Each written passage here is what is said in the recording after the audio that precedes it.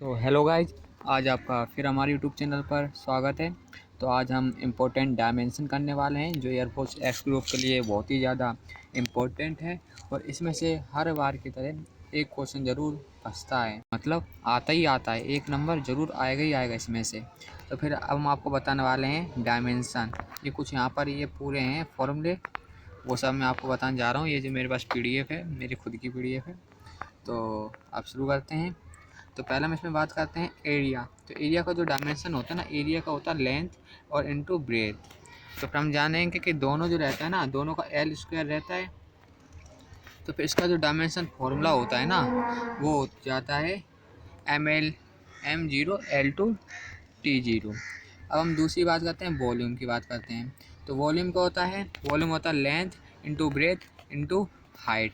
तो इसका जो डायमेंशन बनता है, अगर ये तीनों क्या है, ये तीनों लेंथ हैं, तो इसका डायमेंशन बनता है L3। क्या बनता है इसमें? L3 बनता है डायमेंशन। और अगर इसका हम डायमेंशन देखें तो डायमेंशन क्या हो जाएगा? M0L3T0। अब हम कहते हैं मास डेंसिटी की बात। तो मास डेंसिटी जो रहता है वो होता है मास अपॉन वॉल्यूम।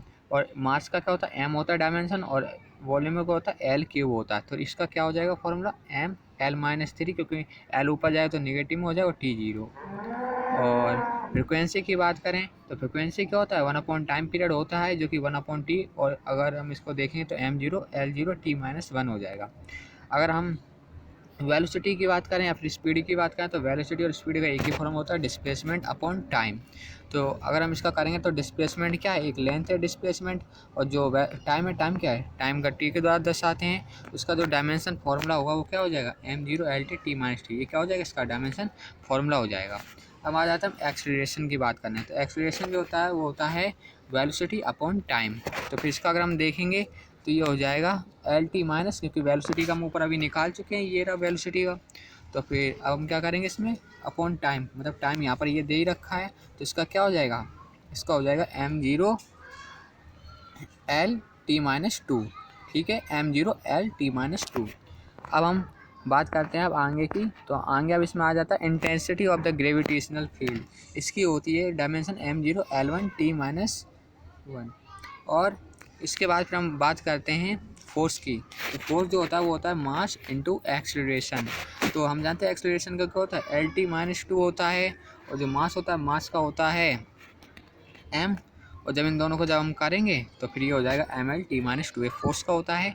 और हम इम्पल्स की बात करें तो इम्पल्स क्या होता है? इम्पल्स होता है फोर्स इंटू टाइम। और इसका अगर हम करेंगे तो क्या हो जाएगी? ML-T-1। और वर्क की बात करें, क्योंकि वर्क भी इंपॉर्टेंट है, तो वर्क क्या होता है? वर्क की बात करें, एनर्जी की बात करें, टॉर्क की बात करें, तो इन तीनों का समान रहता है, सेम रहता है डायमेंशन। कभी बार ऐसा भी क्वेश्चन पूछ देता है वो कि बताइए कि इनमें से कौन सी दो क्वांटिटी जिनके पास सेम डायमेंशन रहता है, तो फिर यही होगा। तो इसका फॉर्मूला क्या होता है एक बार देख लेते हैं। फोर्स होता है द फोर्स का मल्टीप्लिकेशन विद डिस्टेंस के साथ। तो फोर्स का हमने डायमेंशन यहाँ पर नहीं, ये रहा डायमेंशन, ये हमने निकाल दिया था। तो डिस्टेंस का L हो गया यहाँ पर, तो ये बन गया, ये बन गया, इसका डायमेंशन बन गया।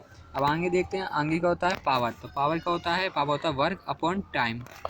तो फिर हम वर्क की अभी हमने निकाल ली, ये होता है वर्क, वर्क ये होता है। और फिर वर्क अपॉन टाइम, तो ये, तो फिर इसका डायमेंशन ये आ जाएगा ML/T-3। अब हम मोमेंटम की बात करें तो मोमेंटम होता है मास इंटू वेलोसिटी। तो फिर इसका भी डायमेंशन ML-T-1 हो जाएगा। वेलोसिटी का हमने भी डायमेंशन पहले निकाल ही लिया है। अब करेंगे प्रेशर। तो प्रेशर और स्ट्रेस ये होता है फोर्स अपॉन एरिया, जिसका अगर हम डायमेंशन निकालेंगे तो डायमेंशन इसका ML-T-2 हो जाएगा। और हम स्ट्रेन की बात करें तो स्ट्रेन क्या होता है? Change in dimension upon change in original dimension. तो इसका कुछ भी यूनिट नहीं होता है, क्योंकि एक दूसरे से कट जाते हैं। अब हम बात करते हैं, तो हमारे पास जो ये डायमेंशन है वो डायमेंशन किसके आ गई है? ये आ गई स्ट्रेन की। ठीक है, और ग्रेविटेशनल पोटेंशियल देखें तो जो ग्रेविटेशनल पोटेंशियल रहता है उसकी जो डायमेंशन होती है M0L/T-2। अब हम बात करते हैं मॉडुलस ऑफ इलास्टिसिटी, जो कि इस ये क्या होता है? ये बल्क मॉड, मतलब कि हुक्स लॉ होता है। क्या होता है? ये हुक्स लॉ होता है। और इसका फॉर्मूला क्या होता है? स्ट्रेस अपॉन स्ट्रेन, ये क्या हो रहता है? कांस्टेंट रहता है, स्ट्रेस अपॉन स्ट्रेन रहता है। कॉन्स्टेंट, तो फिर इसकी जो डायमेंशन होगी स्ट्रेस अपॉन स्ट्रेंथ, तो स्ट्रेस की हम जानते हैं अभी हमने निकाला था, स्ट्रेस क्या होता है फोर्स अपॉन एरिया। इसकी जो डायमेंशन रहती है वो किसके इक्वल रहती है, प्रेशर के इक्वल रहती है। किसकी रहती है, प्रेशर के इक्वल रहती है। ठीक है कि नहीं, एक ये भी इंपॉर्टेंट बन गया। अब हम बात करते हैं सरफेस टेंशन। सरफेस टेंशन जो होता है वो फोर्स अपॉन लेंथ होता है। तो फोर्स के हम जानते हैं, लेंथ के हमने अभी बता ही दिया, तो फिर इसका M0L/T-2 हो गया। अब हम बात करते हैं सरफेस एनर्जी। सरफेस एनर्जी जो होती है वो एनर्जी अपॉन एरिया की बात करता है। तो फिर ये क्या हो जाएगा, तो एनर्जी का भी हमने निकाल ही लिया था, वर्क एनर्जी और टॉर्क की एकदम सेम डायमेंशन होती है, तो यही इसका फॉर्मूला बन जाएगा। अब हम बात करते हैं वेलोसिटी ग्रेडियंट। जो वेलोसिटी ग्रेडियंट रहता है वो क्या होता है, वेलोसिटी अपॉन डिस्टेंस। ग्रेडियंट जिसमें लग गया, समझो वो किसकी बात कर रहा है, डिस्टेंस की बात कर रहा है।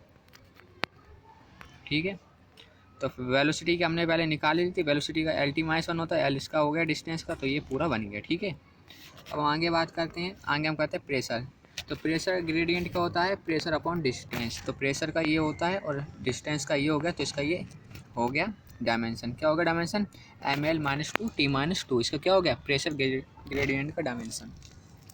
अब हम कहते हैं प्रेशर एनर्जी। तो प्रेशर एनर्जी क्या होता है, प्रेशर इंटू वॉल्यूम होता है। तो प्रेशर इंटू वॉल्यूम होता है, वॉल्यूम का हम जानते हैं, प्रेशर का जानते हैं, तो इसका हम आराम से निकाल दिए डायमेंशन ML/T-2। अब एक इम्पॉर्टेंट है जो होता है कोएफिशिएंट ऑफ विस्कोसिटी। इसका होता है force into area into velocity gradient.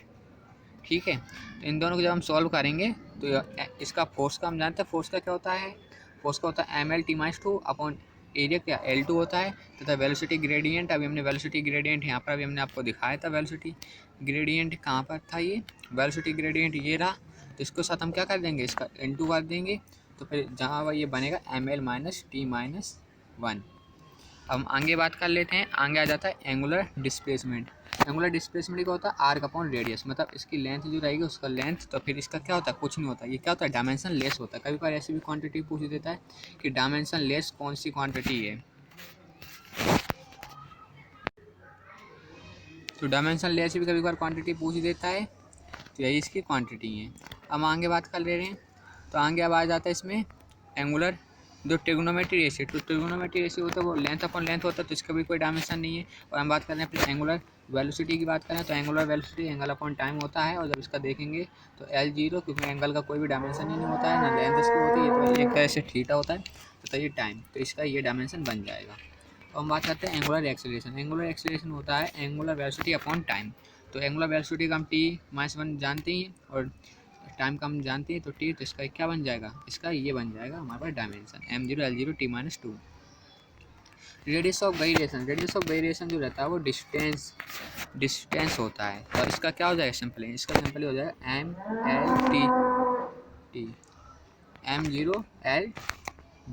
M0L/T0। अब मोमेंट ऑफ इनर्शिया की बात करें, तो मोमेंट ऑफ इनर्शिया होता है mass into radius of gyration का स्क्वायर। तो रेडियस ऑफ गायरेशन लेंथ होता है सीधा, तो हम इसका क्या कर देंगे, इसका स्क्वायर कर दें, तो ML/T0 इसका हो जाएगा डायमेंशन। अब हम टॉर्क की बात कर लें, तो टॉर्क जो रहता है वो होता है फोर्स इंटू डिस्प्लेसमेंट। तो हम जानते हैं फोर्स का क्या रहता है, फोर्स का ML2 रहता है, तथा डिस्टेंस जो रहता है डिस्टेंस का L रहता है, तथा इन दोनों को जब मिलाएंगे तो फिर ML/T-2 बन जाएगा। अब हम बात कर रहे हैं वेवलेंथ। वेवलेंथ होता है डिस्टेंस, तो इसका हम जान रहे हैं, तो सीधे क्या हो जाएगा M0L/T0। अब एंगुलर फ्रीक्वेंसी बात कर रहे हैं, तो एंगुलर फ्रीक्वेंसी होता है 2π इंटू फ्रीक्वेंसी, और फ्रीक्वेंसी क्या रहता है 1 टाइम पीरियड। ये क्या रहता है, फ्रीक्वेंसी रहता है इक्वल में, तो फिर ये क्या हो जाएगा M0L0T-1। ठीक है, अब आगे देखते हैं, आगे अब आ जाते हैं एनर्जी डेंसिटी पे। एनर्जी डेंसिटी क्या होता है, डेंसिटी आ रहा है, तो फिर हम जानते हैं डेंसिटी क्या होता है मास अपॉन वॉल्यूम। तो यहाँ पर एनर्जी आ रहा है, तो यहाँ पर एनर्जी पहले लेंगे फिर वॉल्यूम लेंगे, तो ये क्या बन जाएगा ML-T-2।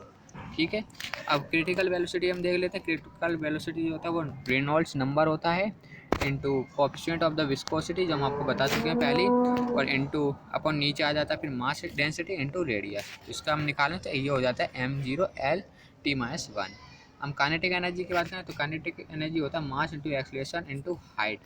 तो हम जानते हैं मास जानते ही हैं, एक्सीलरेशन जानते हैं, L भी जानते हैं, तो इसका आराम से बन जाएगा हमारे पास आंसर। हम जानते हैं कि ग्रेविटेशनल कोएफिशिएंट का मतलब जो बड़ा वाला जी रहता है, ठीक है, तो उसका क्या बनता है, इसका बनता है फोर्स इंटू डिस्टेंस का square upon mass into mass. कई का जी वाला भी पूछ लेता है, जी का क्या होगा जो एक्सीलरेशन ड्यू टू ग्रेविटी होगी जी अपॉन एम अपॉन आर का स्क्वायर। तो इसका भी हम आराम से निकाल सकते हैं, अगर हमें फॉर्मूले पता है। मेन बात ये होती है फॉर्मूले पता होना चाहिए। तो हम देखते हैं चार्ज का होता है करंट इनटू टाइम होता है, तो करंट क्या होता है ए होता है और टाइम का क्या होता है टी होता है। तो इसका ये बन जाएगा हमारे पास फॉर्मूला, ठीक है कि नहीं। अब हम जानते हैं कि जो रेजिस्टेंस रहता है, रेजिस्टेंस क्या होता है पोटेंशियल डिफरेंस अपॉन करंट। तो इसका जब निकालेंगे तो इसका ये बन जाएगा, ठीक है नहीं। एंगुलर मोमेंटम की बात करते हैं तो एंगुलर मोमेंटम का जो फॉर्मूला होता है वो होता है एम वी आर। तो फिर इसका जब निकालें तो इसका जो बनेगा M L two T minus one बन जाएगा, ठीक है कि नहीं। अब आ जाते हैं हम इस पे। अब कुछ ये दे रखी हैं,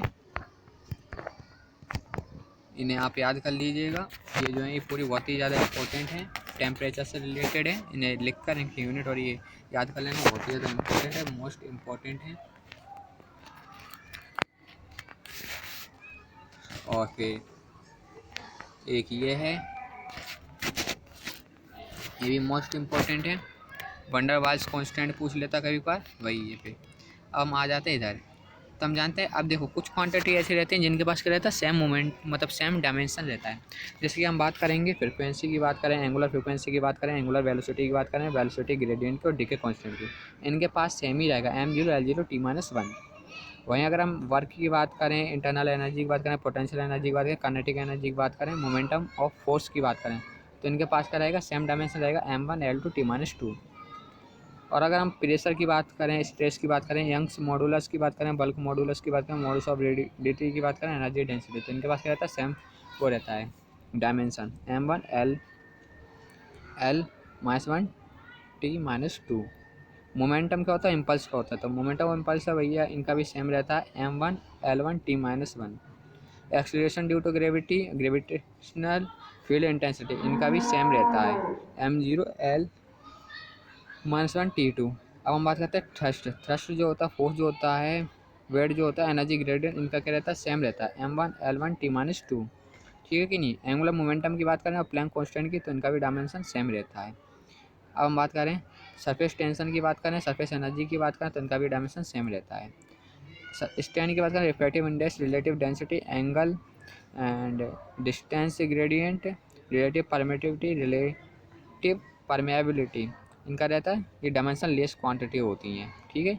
लेटेंट हीट की बात अगर हम करें, जो लेटेंट हीट है और क्या कहते हैं ग्रेविटेशनल पोटेंशियल, तो इनका भी क्या रहता है सेम रहता है। अब हम बात करें thermal capacity, gas constant, Boltzmann constant, entropy, इनका भी क्या रहेगा सेम रहेगा डायमेंशन।